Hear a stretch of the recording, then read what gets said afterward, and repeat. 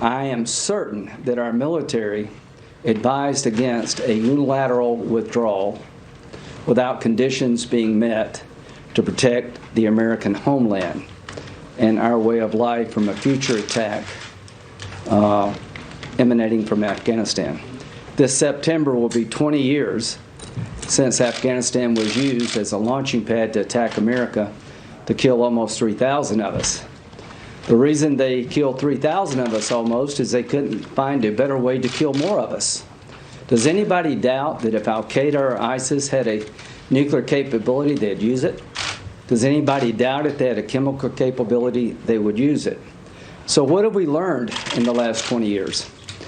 When we allow sanctuary for radical Islamic groups to train, equip, and get stronger, they come after us. They come after our way of life and our allies. So on March 22nd, I talked with Mr. Sullivan, and I said, I know it is complicated and there are no great choices, but count me in for the idea we will not withdraw all forces in Afghanistan until the conditions are ripe to tell the American people we left honorably and America is safer. I told Mr. Sullivan that I would support President Biden's decision to accept military advice to keep a residual force of several thousand as an insurance policy against another 9/11. The result of this decision today by President Biden is to cancel an insurance policy that, in my view, would prevent another 9/11, because I believe with all my heart and soul, after 50-something trips to the region, that a few thousand Americans watching over there would make it hard for Al-Qaeda and ISIS to reorganize to hit us over here. Those eyes and ears will be gone. I don't trust the Taliban to look out for American interest, but we're finding ourselves in a very precarious situation. Again, there are no great outcomes, but this is the worst possible outcome, is to pull up and leave and hope that things will turn out well.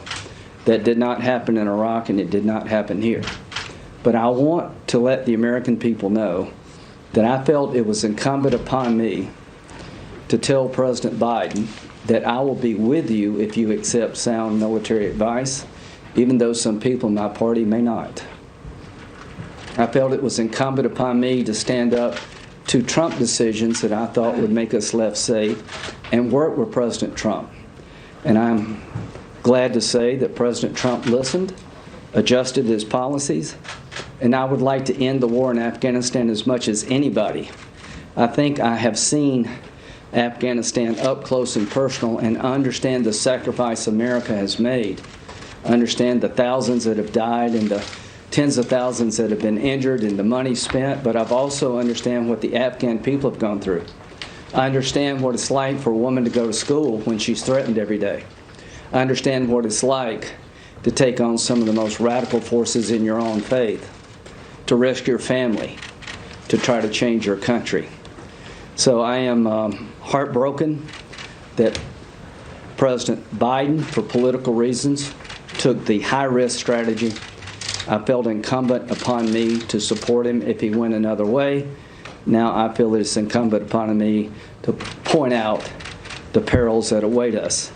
Everything I'm about to tell you, I hope I am dead wrong. I hope that it works out. If he doesn't change his mind, and I beg you, President Biden, reevaluate this. Don't lock yourself in, because things are going to change quickly in Afghanistan for the worse. Al-Qaeda and ISIS are going to benefit very quickly from this decision. So I feel like I need to tell the American people why it is in our interest to keep a few thousand troops over there until conditions are ripe. I believe if we leave Afghanistan under the path charted by President Biden, the government will deteriorate rapidly. People will go back to their corners. The Taliban will gain strength in the south, and the central government in Kabul will lose its ability to effectively manage the country. It's tenuous already. That the Haqqani Network, a terrorist organization named by our State Department to be a terrorist organization, will reign in the east. The Northern Alliance, who are the mortal enemy of the Taliban, will reconstitute and form militias in the north. in the west, Herat, which is on the border of Iran, a major city in Afghanistan, I think the Iranians will have a major influence. What do we lose by pulling out? We lose that insurance policy against another 9/11. We lose listening posts in the backyard of some of the most radical movements in the world. Afghanistan has been a platform where we can monitor what's going on in Iran and other places. We lose all that. What do we gain?